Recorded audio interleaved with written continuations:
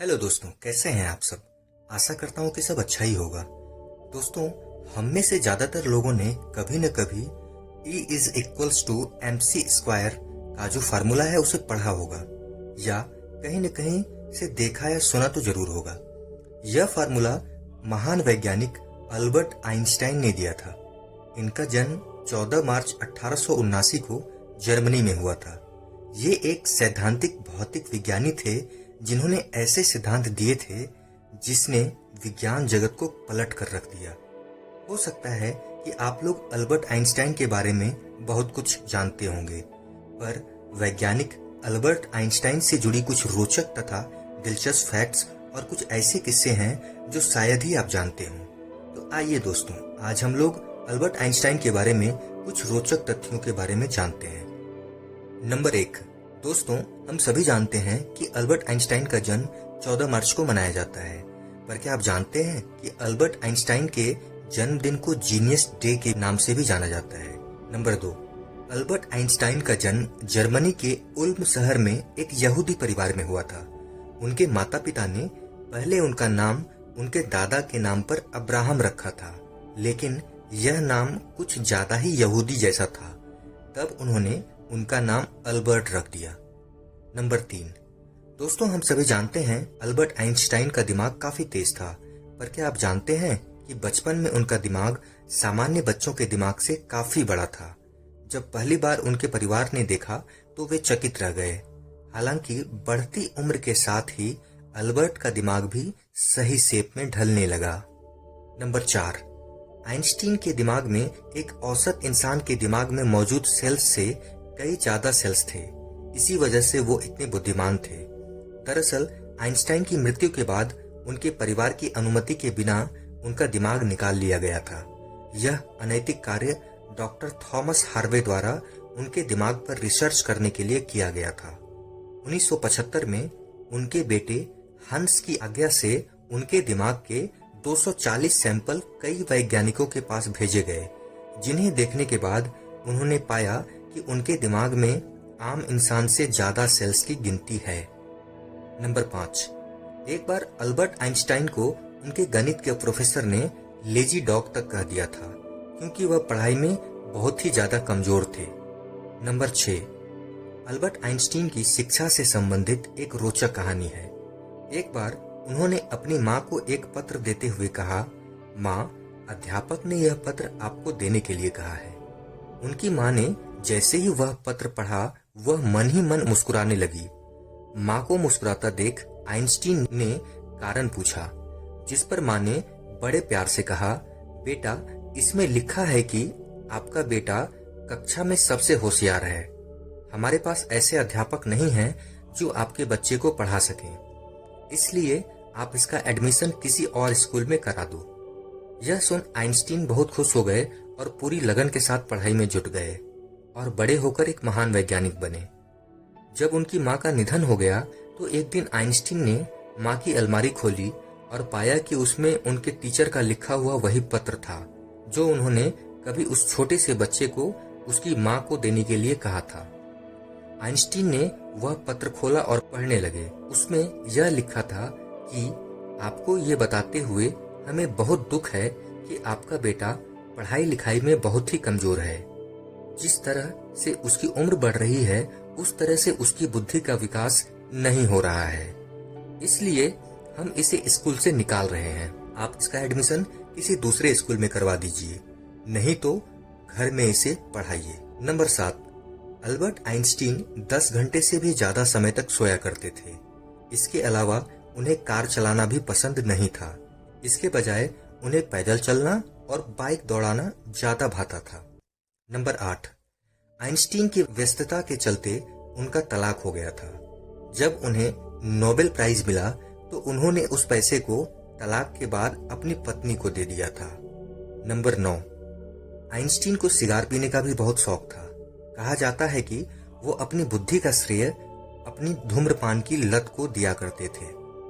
Number 10, Galileo Galilei उनके सबसे पसंदीदा वैज्ञानिक थे और रोचक बात यह है कि जिस वर्ष आइजक न्यूटन का जन्म हुआ उसी वर्ष गैलीलियो की मृत्यु हुई और जिस वर्ष आइंस्टीन का जन्म हुआ उसी वर्ष मैक्सवेल का स्वर्गवास हुआ। नंबर 11। दोस्तों, क्या आप जानते हैं कि 4 साल की उम्र तक अल्बर्ट ठीक से बोल भी नहीं पाते थे। एक दिन खाना खाते हुए वह अचानक से बोल उठे, सूप बहुत गर्म है। इस बात पर माता पिता ने जब हैरानी से पूछा कि आज तक तुमने कुछ बोला क्यों नहीं, तो उन्होंने बड़ी सरलता से उत्तर दिया, क्योंकि आज से पहले मुझे इस घर में कोई दिक्कत ही नहीं हुई। नंबर 12। दोस्तों, क्या आप जानते हैं कि अल्बर्ट आइंस्टाइन कभी मोजे नहीं पहनते थे, क्योंकि उन्हें इनसे काफी तकलीफ होती थी। साथ ही साथ उनमें जल्दी से छेद भी हो जाते थे, और न कभी शेविंग क्रीम का उपयोग किया। और तो और उन्हें अपने बाल को कंघी करना भी बिल्कुल पसंद नहीं था, इसलिए वे अपने बाल को कभी कंघी नहीं करते थे। लेकिन आज उनका बिना कंघी किया हुआ hair style genius hair style के नाम से जाना जाता है। नंबर 13। आइंस्टीन को संगीत में खासी रुचि थी।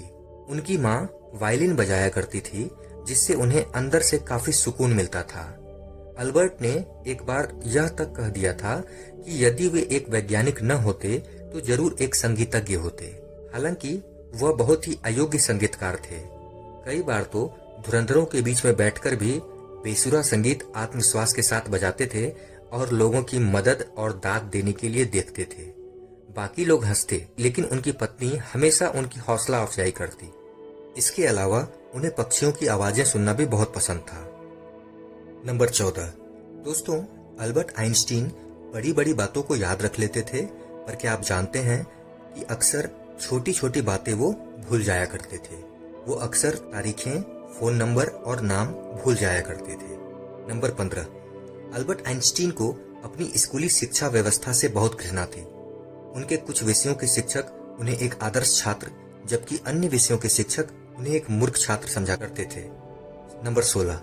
एक बार अल्बर्ट आइंस्टाइन ट्रेन में सफर कर रहे थे। जब टिकट चेकर उनके पास आया तो उन्होंने अपना टिकट दिखाने के लिए अपना हाथ जेब में डाला। जेब में टिकट ना मिलने पर उन्होंने अपने सूटकेस को चेक किया। वहां भी टिकट को ना पाकर वह टिकट को अपनी सीट के आसपास खोजने लगे।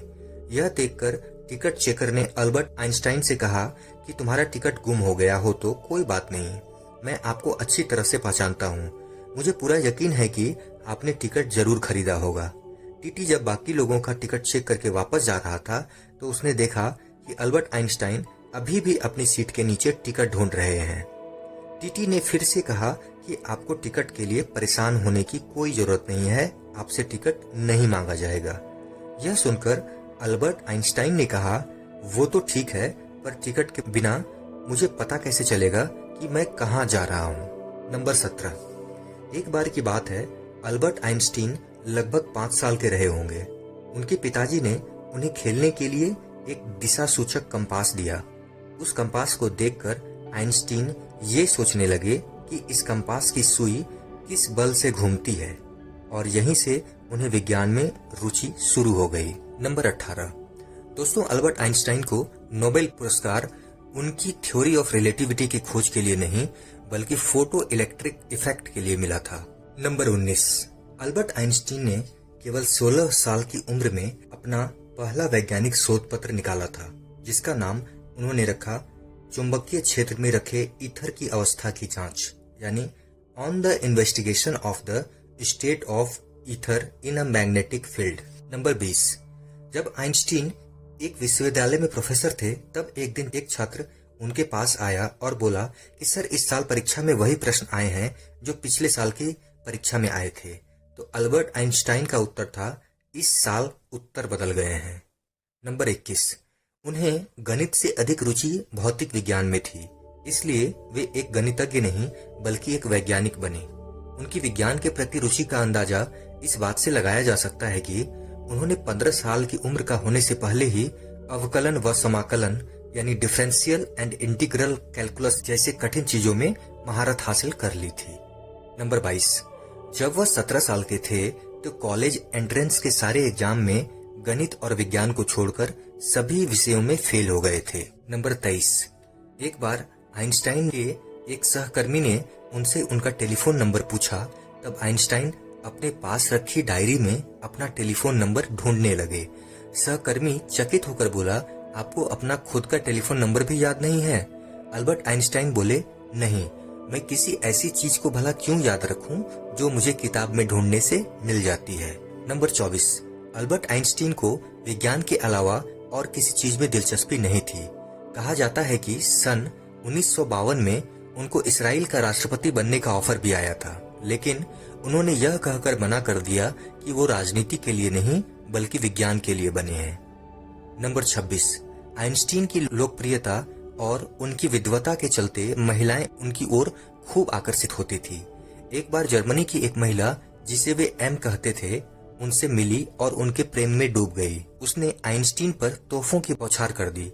वे कुछ समय जर्मनी में साथ रहे और फिर आइंस्टीन लंदन आ गए। वह उनके पीछे लंदन आ गई। उसके बाद आइंस्टीन अमेरिका चले गए। वह वहां भी पहुंच गई। उनकी ऐसी ही एक रूसी प्रेमिका भी थी जिसे वह जासूस कहते थे। उसने भी आइंस्टीन के पीछे लगभग आधी दुनिया का चक्कर लगा लिया था। नंबर 27, टाइम मशीन की कल्पना भी सबसे पहले आइंस्टीन ने ही की थी और इस विषय पर उन्होंने कई शोध भी किए थे। नंबर 28, आइंस्टीन को नई भाषा सीखने में काफी दिक्कत होती थी। तभी तो जर्मन ही केवल एकमात्र भाषा थी जिसे वह ठीक से बोल समझ पाते थे। नंबर 29, अल्बर्ट आइंस्टीन अपने पूरे जीवन एक मानसिक रोग साइकेट्रिक डिसऑर्डर से पीड़ित रहे, जिसके कारण वे हर चीज को 2 से 3 बार दोहराया करते थे। उन्हें चीजों को टेक्स्ट के बजाय पिक्चर्स के रूप में याद रखना ज्यादा पसंद था।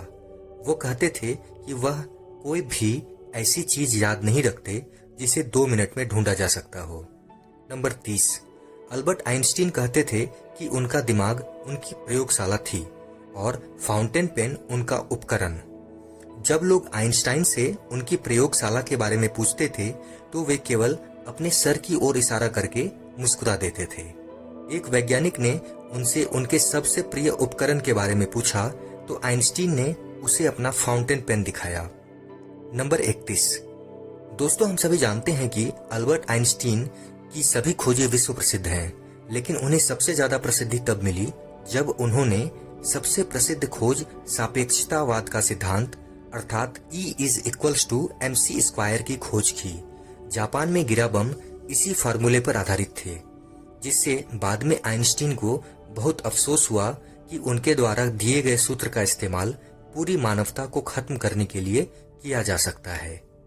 अल्बर्ट आइंस्टीन जिंदगी भर अपने आप को अपने इस गलत प्रयोग के विरुद्ध थे। अल्बर्ट आइंस्टीन दोनों हाथों से लिख सकते थे, हालांकि ज्यादातर वे दाएं हाथ से लिखा करते थे। नंबर 33, अल्बर्ट आइंस्टीन लोगों को हमेशा प्रेरित रखने के लिए अपने ऑटोग्राफ दिया करते थे तथा अपनी कमाई दान में दे दिया करते थे। वो अपने सिग्नेचर के लिए $5 लेते थे और एक स्पीच के लिए $1000 लेते थे और बाद में इन पैसों को वे चैरिटी में दान कर देते थे। नंबर 34, दोस्तों, उनकी याददाश्त को लेकर काफी किस्से प्रचलित हैं। उनमें से एक किस्सा है जब आइंस्टीन प्रिंसटन यूनिवर्सिटी में कार्यरत थे तो एक दिन वो यूनिवर्सिटी से घर वापस आते समय अपने घर का पता ही भूल गए।